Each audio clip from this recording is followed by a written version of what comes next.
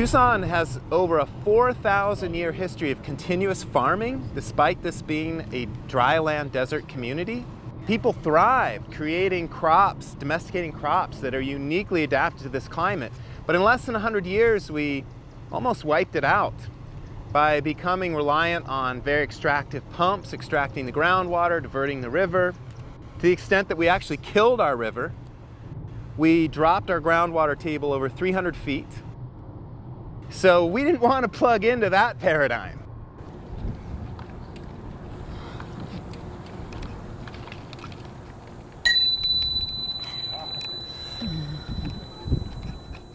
When we moved here, at the time this neighborhood had a real bad reputation for crime and had been forgotten. So we were able to afford a property where otherwise we couldn't have.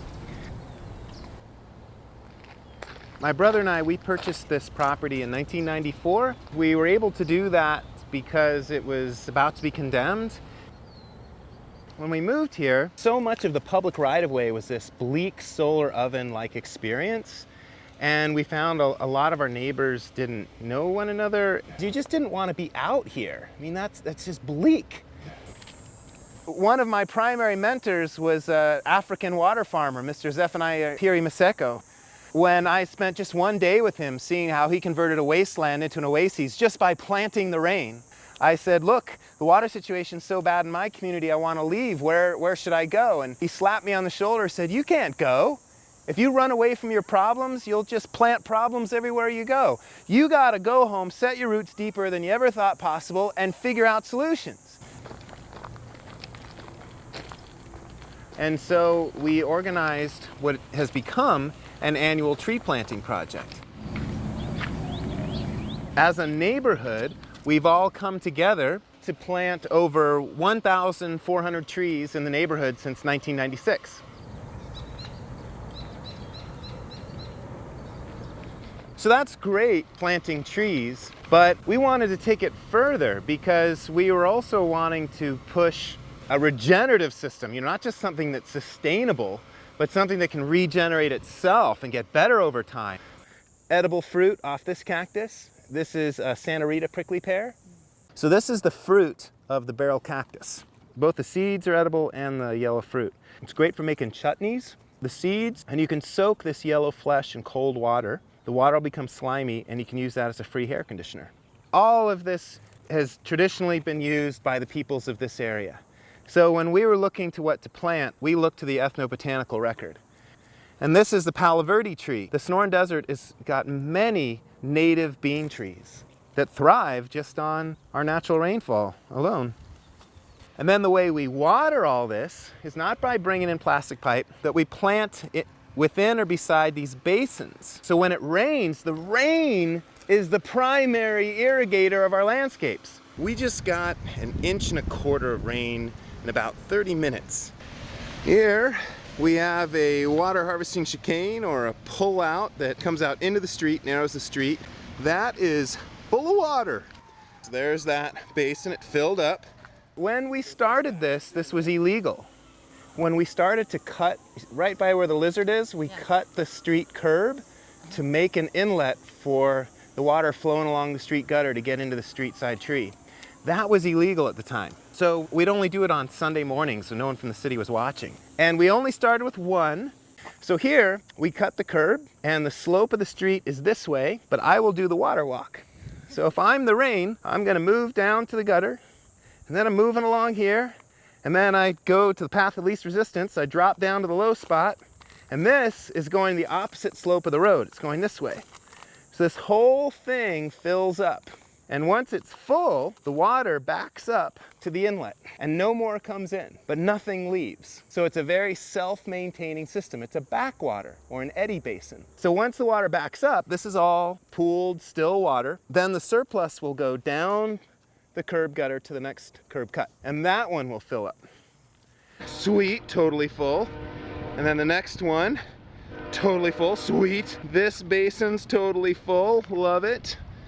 Next, totally full, and it continues down, and then the neighbor down there's got a whole bunch of basin.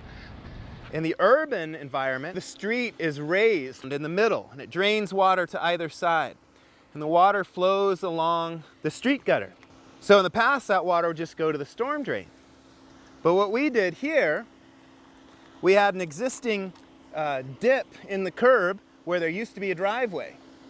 And in the past, the water would flow through here, down the driveway, into the garage, and out the side door until it flooded the neighbors. So that wasn't so good. So we built this big earth and rock berm back here. So now, when it rains, all that water comes off the street, fills this whole area up, and we capture thousands of gallons of water in one rainstorm. But check out how this basin totally filled up. Okay, and to what depth? It's 8 inches deep right here, but the basin gets deeper there. So we're probably good 18 inches deep over there, 12 inches deep here, but 8 inches deep at the inlet. Sweet! Now, there is a pathway that goes through here. So there's a puddle there right now, and that will all infiltrate. Within 20 minutes, all this water will be infiltrated. But there is a temporary puddle. There's some water in there yet, and there, but none in the pathway. Just 1 hour after the rain stopped. There's no problems with mosquitoes, and there's no problem with smell of sitting water because it doesn't sit around. Because we planted the living sponge. Look at this soil. Okay, we're in the desert. It's a lovely fertile sponge. So this is why the water infiltrates so quickly. And where did all this come from? We don't rake up the leaves when the leaves fall. Leaves are called leaves because you're supposed to leave them so that they can break down and the nutrients can go back into the plant. You get a closed nutrient loop. Here's a bunch of the prunings. When we prune, we cut up the prunings and drop them right back in place. And look at all this sweet stuff right here. So that's mycelium, beneficial fungi. And its microscopic roots fuse with the roots of all these plants. And thereby, the plants are so much better able to uptake the water we've passively and freely harvested. We've caught thousands of gallons of water that otherwise just would have gone down the street into the storm drain wastefully. But this way, all these street side basins are irrigating these street side trees for free. So here, this is what it looked like. And if you just turn to your left that way, this is the after now. And now we've got this walkway that's much more shaded. I can hear the cicadas. We've got the birds. Okay, so I'm walking in life. And you know, if I come home depressed or frustrated, just to be able to come into this life, and every day it's getting better and it's evolving. I mean, look at, bam, look at all that. We're in a desert. Look at how all this stuff is just cranking. Not only is this vegetation native to this area to support wildlife, we also selected all the plants to produce food for us, medicine, craft materials. So this is the prickly pear fruit, or the tuna. So we make juice out of this, we make syrups, make margarita mix, natural sweeteners. I did not learn any of this in school. I got into this after college when I took a permaculture course. It tries to turn problems into solutions with living systems. So I just started practicing in my own backyard in front of my house. So come on into the property. Did you guys see the outdoor shower? Come in here. So all we did is we took old tree limbs from trees that were pruned, and those are our fence posts. Then we just took some salvaged steel remesh. So we weave palm fronds in them. And all these palm fronds we get from our neighbors. So we have hot water from the solar hot water heater. That's the hot and that's the cold. And then you see these drains here. Each one goes to a different tree in the yard. So right now we're in summer. So just a few days ago, we got the first good rain of our summer rainy season. So what I did is I created some quick furrows and I planted tepary beans, which are the most drought-tolerant domesticated bean, thanks to the Tona O'odham. The amazing thing about this bean, if you give it too much water, it won't produce. If you give it less water, it produces more beans. So great crop to raise just on rainwater irrigation alone. But one thing that helps all this produce better, we plant these oyas, these pots. If we irrigate these plants, we'll fill it with rainwater from the rainwater tanks. the water will slowly wick through the clay pot into the root zone of the plants. So it's a more efficient subsurface irrigation system because we don't lose so much water to evaporation. And it encourages deeper growth. All the water needs for the garden are met by rainwater. Now we just got our first rain of the summer, so now we've got these edible tuber-rooted Queen's wreath vines erupting with their foliage. Within a couple weeks, this whole trellis will be covered in free shade with edible roots and irrigated for free just by the rainwater that hits that roof, goes into those cisterns, which shade the garden from the afternoon. So this way we only need to maintain one area open to the winter sun. For the windows, for the solar panels, for the winter garden, and within that same aperture, we put our solar oven. Okay, so I got a bean dish going. And you just leave it. Yeah. Here you have some. And you don't burn anything, okay? The other great thing is, okay, it's hot. Today in Tucson's 105 degrees Fahrenheit. You do not want to cook beans on a stove all day in Tucson in summer because it heats up your house. So this keeps the cooking heat outside and takes no fuel. Did you make it? Yeah, this is all scrap. I made this over 20 years ago. This is just wood I found in people's garbage cans. I built it around the glass that I salvaged. And I just bent some sheet metal that I found to protect the inside and wood on the outside. With this, I can just drop the metal roof, just like the house metal roof, and I can leave it outside, never take it in. And it's just a piece of scrap corrugated steel roofing. And it's insulated with 2 inches of fiberglass insulation. So we just slide it. You got to move it like 3 times a day so it's facing the sun. And then we have one other thing capturing the sun, and this is our solar hot water heaters. So they're batch style solar hot water heaters. So this is our only source of hot water. It's conventional gas water heaters. We got some old ones. We stripped off the sheet metal and then used the sheet metal to create the cradle that it's sitting on. We took off the fiberglass insulation, painted everything black. And what's great about the gas, it's got a hole down the middle. So there's more surface area with a gas water heater than you would an electric. What I've been wanting to do here on the property is to push the envelope. Our non-electric doorbell. This is just an old gas canister. I wanted to push the bounds of the way we typically do things in the US. So when my brother and I bought the old adobe house where my brother's family currently lives, we spent 2 years fixing it up. It's adobe, which means it's sun-baked clay or earthen block. The garage was already in place when we moved here. It was built in 1962. In 2010, my brother and I, we turned the one-car garage into a cottage. Thus, we call it the Garage. It's also a shed-sized condo, so a shondo, and I have many more of those. In the garage, I wanted to maximize the use of a small space, but I also wanted to reuse a lot of materials. So an old salvage door handle. All the wood is salvaged. So these are the original cinder block walls of the one-car garage. No insulation in the structure originally. So what we did is we put 2 inches of rigid foam insulation on the exterior. So we don't have insulation, we have exhalation. And then the mass holds on to the more moderate interior temperature, while the insulation, which is on the exterior, is buffering the mass from the extremes. We raise the roof and set the angle of the roof to the winter sun so we don't shade our neighbors' south-facing windows. Original concrete floor, ground it down, stained it with ferrous sulfate. The cost of staining this floor was maybe $2 because ferrous sulfate is an agricultural product, but it makes for a great stain of this color. All the steel is salvaged steel. All the pipe is from old piping in old warehouses that were being demolished. Built the loft, and all this wood here is from the Dunbar School built in 1918, 3 blocks away. This is old wood flooring for all our trim.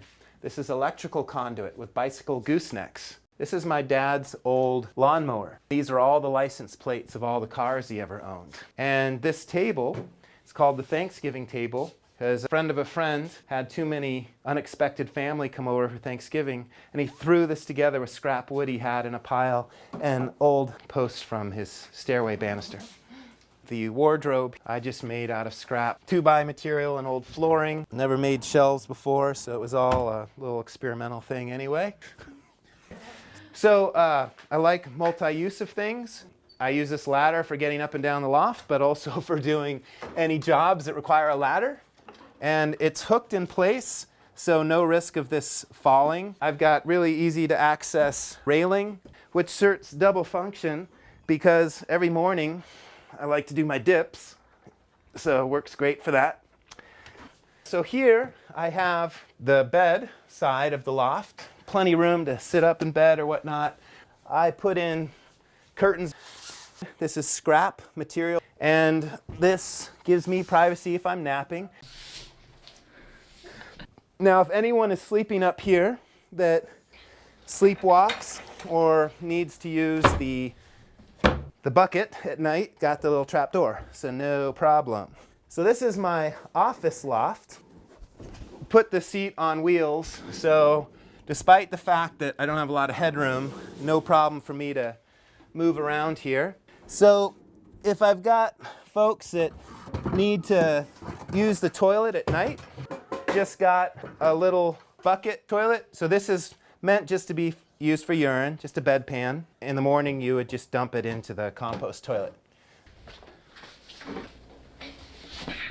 Did you have building experience? No, not really, no. I did archaeology after college for a year, and I was digging up these adobe structures all the time. I just got a bug, and then my brother and I bought the adobe house. He and I didn't really have money, so we did 95% of the work on that house.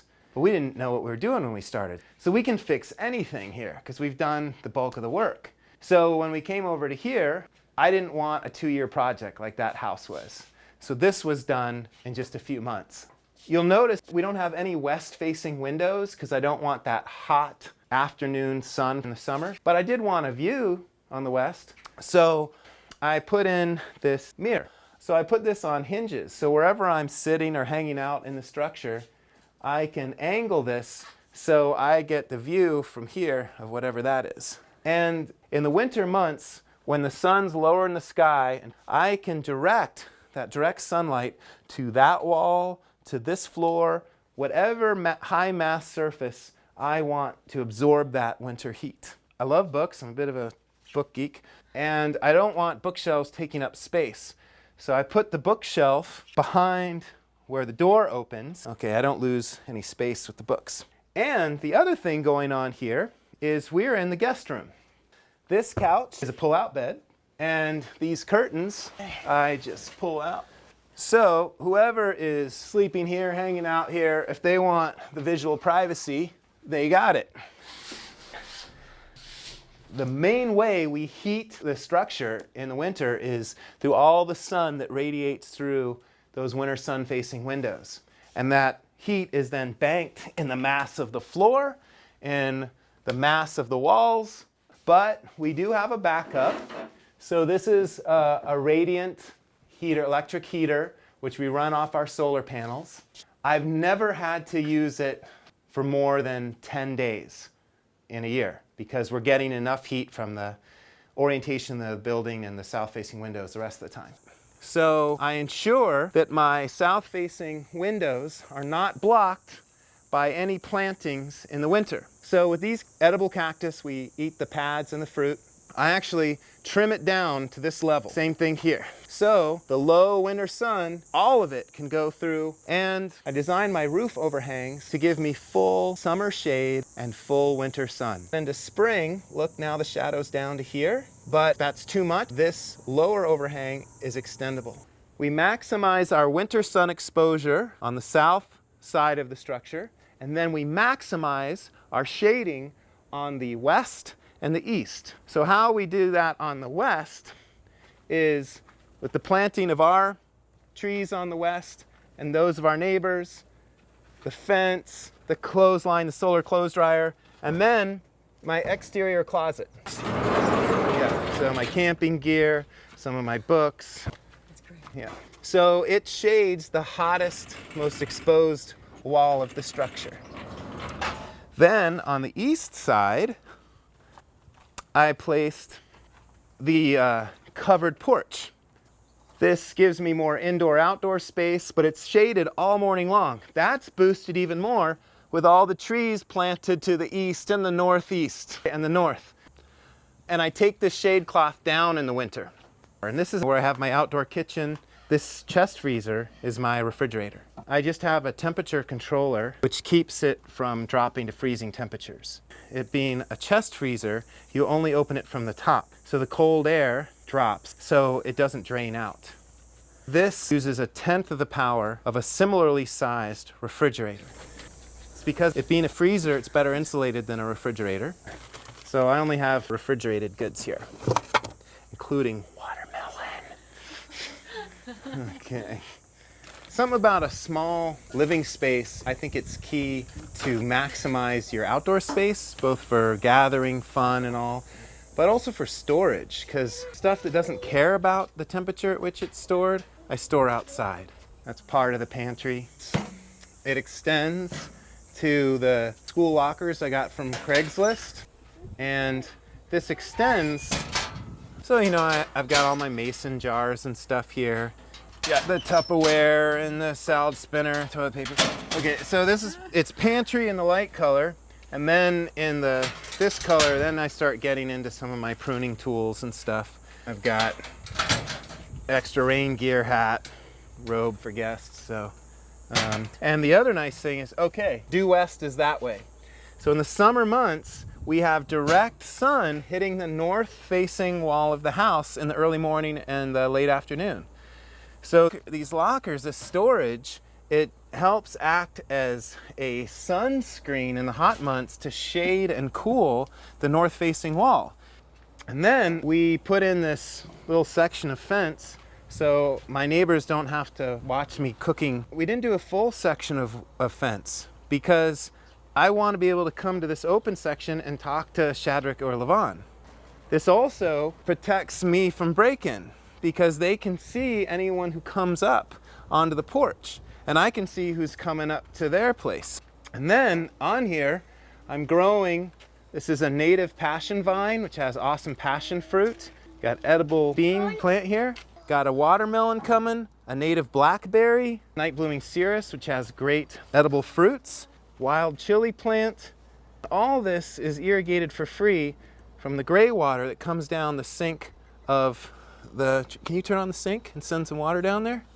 What happens is we distribute that flow to multiple points. So the water comes here, and then you'll start seeing the water there. It splits in this double L. So we're distributing the water to 1, 2, 3, 4 different points. So I don't have to move the water. And it's got a 2% slope, which means a 1/4 inch drop for every horizontal foot. Since it's a continuous slope, water never sits in the pipe, never gets stinky. And with gray water, it's important to distribute the water to multiple points so the water quickly infiltrates. So here's our worm bin. We can take the rinds, put it in there, and then that'll turn into awesome worm castings and soil that I can use to fertilize my plants for free. So I have my worm bin right here next to the kitchen. Super easy and convenient. And I have holes in the bottom of that bin, so the surplus water waters the mesquite tree, which shades and cools all of this, including my house, and is in the root zone of all these plants. So this is my little 2-burner camp stove. I originally experimented with an old vintage stove, but the flame would always blow out. So I found a camp stove designed for outdoor use is just a whole heck of a lot better. Right behind it, I have the 5-gallon propane tank, and I find I only need 10 gallons of propane a year. I'm cooking every day, multiple times a day, either on the stove or in the solar oven. So I like having the stove really close to the fridge, to my counter, to the pantry, and to the sink. And the sink here, I've got a couple options when you want to use water. So when you're done eating your watermelon and you want to conserve water, you can use the tippy tap, this little foot pedal. So I push on that, and that then moves this string, and then just a little bit of water comes out. but more than enough to wash my hands.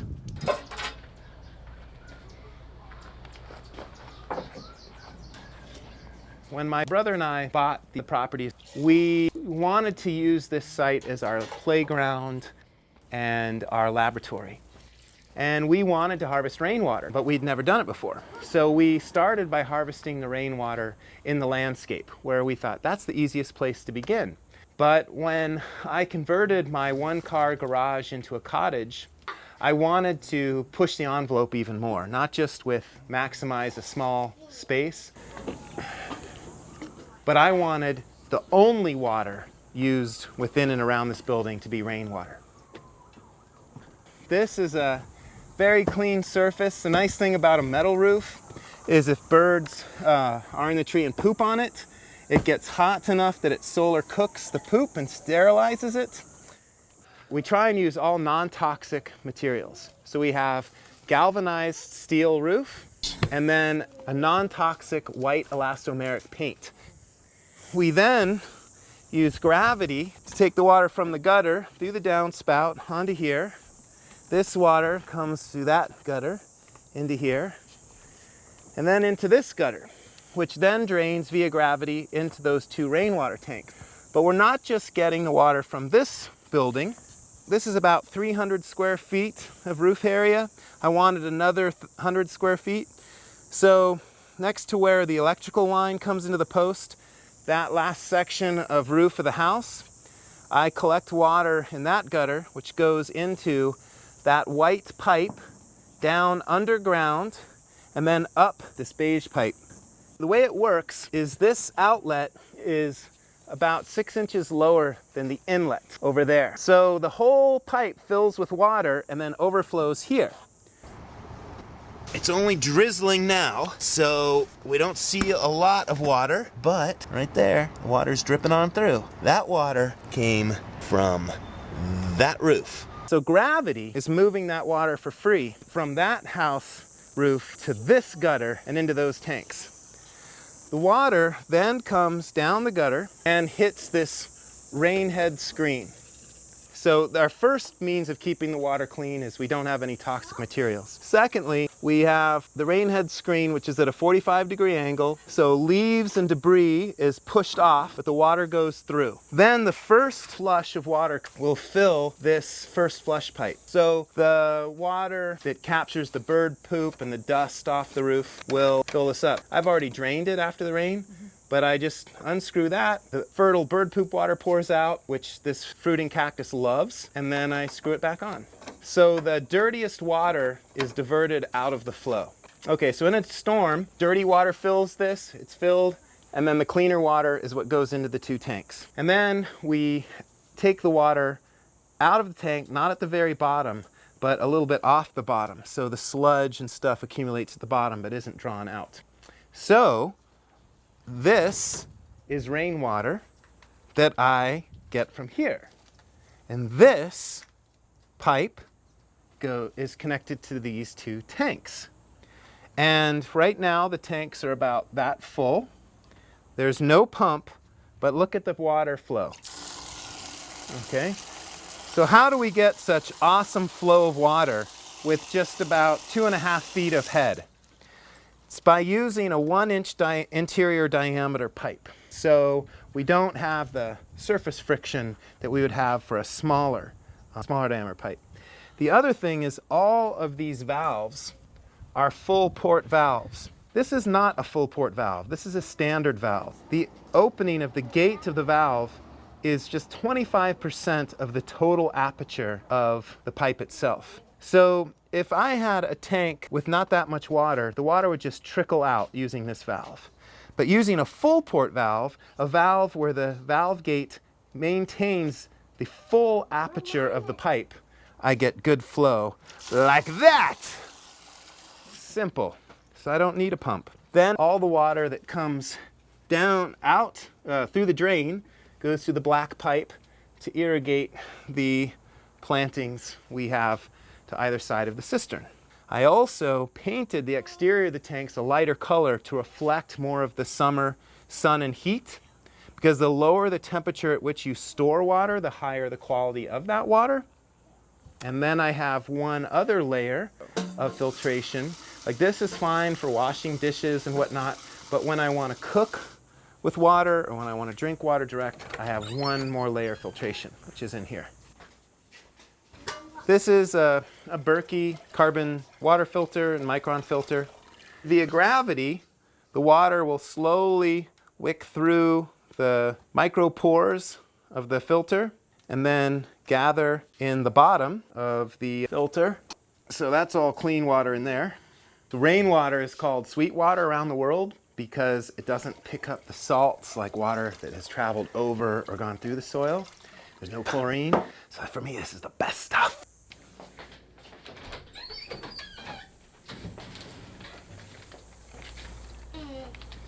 You saw how we reuse our once used kitchen sink water, but we also capture our once used laundry water with our multi-pipe system. Here's our washing machine. It's an American-made, family-owned business, Staber. The great thing about this company is they don't void the warranty if you use alternative power sources like solar. This is a top-loading horizontal axis washing machine, so it only uses 10 gallons per load of wash. The nice thing of it not being opening here, we don't have problems with seals leaking and whatnot. It's a very easy to work on. This whole piece comes off. We've never had to work on it. Next to the washing machine, we have these 4 drains. Each goes to a different fruit tree. This is the drain hose from the washing machine, and every time we do a load of wash, we put the drain hose in a different pipe. So we're always distributing the gray water to multiple points. We don't use soaps that would damage our soil. We don't use chlorinated bleach. If we need bleach, we use hydrogen peroxide. And we purposely put the laundry shack on the high part of the property, so we can use gravity to direct the gray water to all points below. So one of the pipes outlets here for the white sapote tree. Another pipe goes to the citrus tree and other trees below. I have a rule for myself, is I never plant a plant until I've planted the rainwater. So all plantings are within or beside a sunken basin that'll capture and hold rainwater and runoff from higher surfaces. But when I plant higher water use plantings, like fruit trees, I don't plant them until I've planted both rainwater and gray water, because they are going to need water in the hot, dry months when there is no rain. So gray water, gravity flow, just drains right into the basin for the orange tree. The other thing is our outdoor shower, which it's surrounded by native drought-tolerant vegetation. So it's really not the ideal place for an outdoor shower because the vegetation around it doesn't really need the water that bad. These fruit trees are much more in need. And so a retrofit that I've done in trying to work the garage here and get all its water needs met by rainwater is I set up this outdoor shower. And this is a bathtub I salvaged, and I wanted to play with more gravity-fed, simple, human-carried systems. So when I want to take a shower, I will just take this and get some water in there and then hang it up. Water's heavy, so I only need to fill it up enough for a shower. And then here's my little handle. Just screwed some small, or drilled some small holes in the little plastic stub end cap. So it's just all gravity fed. The water then goes down the drain. If I take a big, long bath or shower, it'll go into this basin. If that fills up, it'll go to the next. But I've never taken that excessive a bath. And then we've got a local theater shop in the neighborhood. This is scrap material. So they made the little privacy screen for me. Another friend used scrap steel he had found to make the curtain rod, and all is good. But yeah, for some people this might be a little odd, being outside and all this, but for me, I love just connecting with the elements. And it's all simple. So I like living with systems that are simple enough that they can be used anywhere. So this is one of our guest bedrooms.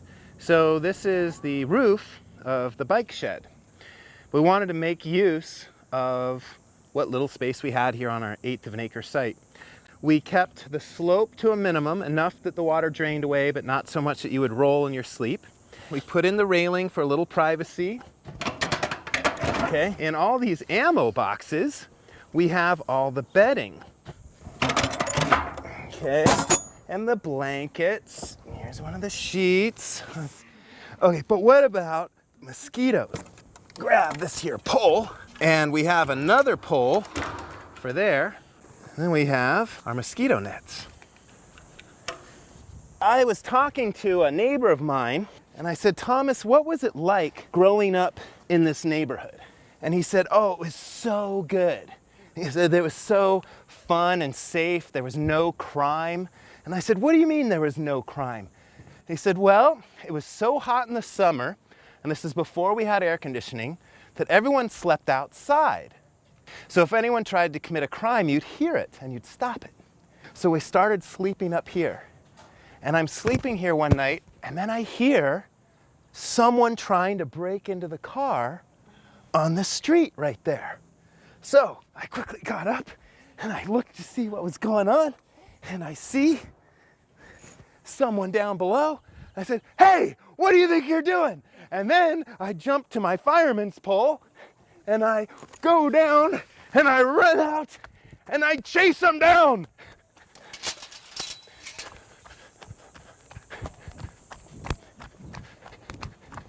Get away from the car! And the car was safe. So I grew up in a suburban household with all the modern conveniences, with no awareness of where my food, my water, my energy came from, where it went, or how much I consumed. This is part of a daily practice of I am trying to change me. So if the water level drops and I can't get water out of this one anymore, I still have this as my backup. The other thing I can do is I can shut either tank off and move water from one tank to the next, and can keep gravity feeding the sink.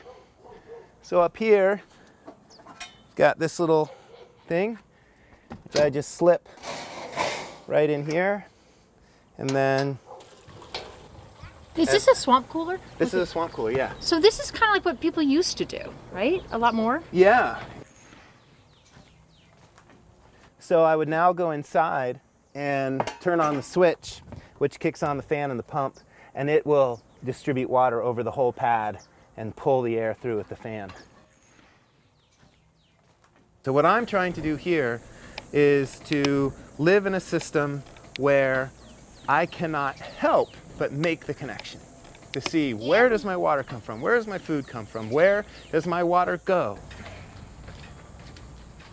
Where does the food that goes through me, where does it go? You can currently get a compost toilet that's manufactured and NSF approved, but it costs $3,000 or more. So we wanted to try some models that only cost $300. This is the barrel compost toilet system. This is on one of these barrels right now. The red funnel diverts the urine and keeps it separate from the fecal matter. The urine we hatch through this tube into a little gas can there. So then we can dilute that with rainwater and fertilize the soil around the root zone of whatever plants we want to fertilize. There's another option for the guys. So we have this standing urinal, and this enables us to experiment with a slightly different system. Where here, the urine goes down into just about here. It's a 5-gallon plastic bucket, and we cut it in half so it's only this tall, because we wanted to distribute the urine in the top root zone of the soil, where there's more soil life, more natural filtering of the nitrogen and whatnot that's in the urine, and have it utilized by the trees and the plants just outside. So this is more of a hands-off system. It just is dispersed into the soil and is filtered by the soil life, whereas this system is more hands-on. What happens is, when this barrel fills up, I will then unhook the platform and I lift the whole thing up, and then I will put it down. I'll come over here to the furthest barrel. This has been sitting for a year and a half Okay, so I will just take everything out of there with a shovel, put it in a wheelbarrow, and I'll put it under my fruit trees. That's free fertilizer, on-site fertilizer. Totally safe. We just go in this motion. Once that's full, I'll empty this one and we'll put the platform there. We just go that way. So this is our fully composted human manure, or humanure. We've had this tested by University of Arizona labs. The finished compost far, far, far exceeds in quality all the municipal standards for municipal composting. Folks have been taking our compost in the night. No. Yeah, it's been going down constantly. Particularly here in the dryland environment of Tucson, Arizona, water is of the utmost precious resource. So why would I want to literally crap in my drinking water? I can't stand turning resources into wastes. And then the rainwater caught here goes right into the urinal, which then helps dilute the urine and, water the root zone of the trees. And then have it finished. Hot out of the solar oven. Oh man. No, good. So what I'm trying to do here is to live in a system where I can see, where does my water come from? Where does my food come from? And how can I cycle it and recycle it in a way that it generates more food? Here we have a desert ironwood tree. This has peanut flavored nuts. And when they're green, we harvest them and process them like edamame. This is the jojoba. We don't use it for food, but you can make an oil for like hair conditioners and whatnot out of the nut here. Some people like it as a coffee substitute, but I use it more for the more industrial oils and so on. Here we have the mesquite. This is like our native carob. So when these turn all yellow, this we can grind into a naturally sweet edible flour. We can sell that for $14 a pound. Do you? Yeah. So we can make $25 an hour harvesting, processing, and selling these mesquite pods and the flour that results from them without ever leaving the neighborhood. Mesquite flour, so yummy. Chiltepines, wild chilies, the mother of all chilies. Prickly pear juice. These are the flower buds of the cholla cactus, which are higher in calcium by volume than milk. And all these foods slow the body's intake of sugars. So they're not just delicious, nutritious foods, they're also very good for you. And this is the fruit from the iconic saguaro cactus of the Sonoran Desert. Yeah.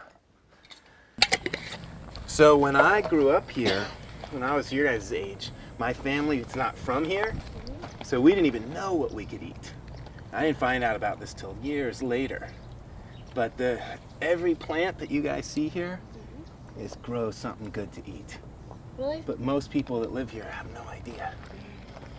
And then we made this little cookbook that shows you how to make mole with the mesquite, pizza, and scones from the cactus fruit, ice cream, crackers from the mesquite, prickly pear syrup from the prickly pear cactus fruit. And this just kind of gives some of the story of how we harvest and have community millings. We want people to engage with this. So this isn't just about planting trees and shade and wildlife habitat and food. This is also about community building. So if you're out here picking the fruit from the cactus or the trees, you're much more likely to see a neighbor and to say hello. And they'll oftentimes engage, what are you doing? So the knowledge spreads, okay? And you're no longer just a housing development, now you're in a community of people that know each other.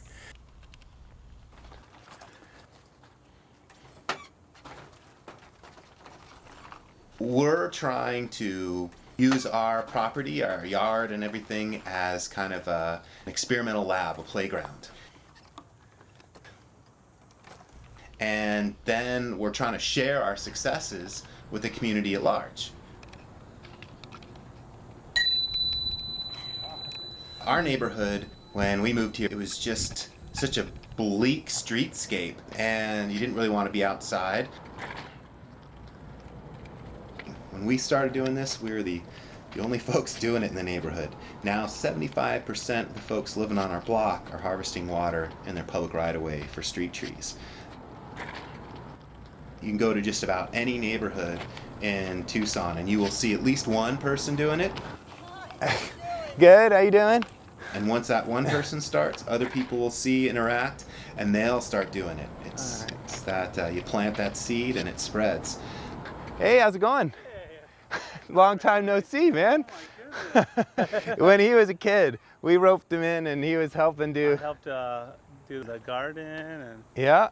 my mom, I remember when it was a fight to get her to plant these trees out front. She's like, I don't want those trees. I'm gonna have to maintain them. I was telling them how you never wanted the trees. No, now she likes them. Because you get to back your car out and park under the shade. But yeah, living carport. back then she was like, I hate the trees. There's a shade in the porch. Yeah, that's nice. From the tree she always hated. It helps my plants which need the shade. Yeah. So because of that, my porch is all green. Nice. Nice. Yeah, that was a tree she never wanted. So these are Sonora suckerfish, an indigenous fish to here. So just a quarter mile that way is the Santa Cruz River, which used to flow year-round. Just about 70 years ago, anyone in this neighborhood could walk from their home to the river, fish their dinner, because these fish are 14 inches long. So this is telling us of what we lost in a very short period of time. But it's also telling us of what we could regain if we change the way we're doing things. And within the fish is the horned lizard. As the horned lizard has so well adapted to the dry conditions of this place, it literally harvests rainwater off its back. So when it rains, it lifts its rear legs, so it slopes its back and its roof of its back to its mouth. And then it flares out its back to maximize the surface area of the roof. And then small gutters between its scales direct the water directly to its mouth. So it's a water harvesting animal. So it's telling us, well, we too should do that. How can we infiltrate rather than drain the rain? Oh, look, we do have a little bit of puddle, but that is not because of any water harvesting work. That is water that's currently not being captured by this residence, water coming off the roof, falling in the yard, and then draining out their walkway into where people walk. It's the low spot. This costs no more than the price of a shovel to start. It's just moving dirt and rock. That's the key of it all. Plant the rain, plant the living pumps, grow more life. Yeah, I do rainwater cisterns too, but that's not the juicy part as much as this, because this is the free, anybody can do this. This area here, this is getting 20 times normal rainfall. What we did is we just dug a very gradual and shallow dip. And so the bottom of this dip is the same elevation as that inlet point. That was the street curb, the inlet, first basin, overflow dip, and now this basin is totally full. So we've dramatically increased the capacity of our basins by not just having one, but two interconnected ones. So during a rainstorm, and for about 30 minutes after, you gotta walk through about 3-4 inches of water. The city's not thrilled with my little dip action because for about 30 minutes after the rain stops, we've got these little puddles here in the pathway. But I want to point out something to you. Let's look at the public right-of-way where there's no water harvesting, and there's lots of puddles there. So it's not like we're creating a situation that didn't already exist. And in fact, this water will infiltrate much more quickly than that water in those puddles because we've got all this root system that's rapidly absorbing the water. So even in that 15-minute duration storm, both basins are full and the vegetation, yeah! But the city's not thrilled about this because they don't want any water on the path ever, even if it's only for a 20-minute period after the rain stops. You can't convince the city to let water sit on the sidewalk. Well, not yet. But when we started the curb cuts, that was illegal. And now that helped inform change of city policy. So when we started, that was illegal. Now it's legal. It's rebated. You can get up to a $2,000 rebate for harvesting rainwater. And it's mandated in new city street construction. They have to harvest at minimum a half-inch rainstorm's worth of water along the city streets using that street runoff. So if we create an effective enough, enticing enough example, we can shift policy. The life speaks for itself. And this is costing the city nothing because it is the citizenry that is paying for the work, maintaining the work, okay, and doing more of the work. This book, it's rainwater harvesting strategies, like how you can convert a draining neighborhood into a harvesting neighborhood. A lot of comparative illustrations showing typical way of doing things and the potential of how we could easily shift things. I wrote, though, rainwater harvesting books to enable people to see in a new way. Because for me to get to where I am, I had to see in a new way. You know, I was used to the model of just turn on the tap and get your water, but you don't know where that comes from. You plant plastic pipe before you plant a tree to irrigate that tree. Another downspout, more water caught through here. It's just one after another. But I've since learned, wow, I can just plant the free rain. I don't need any plastic pipe. It doesn't require a water bill. It doesn't require constant maintenance by me.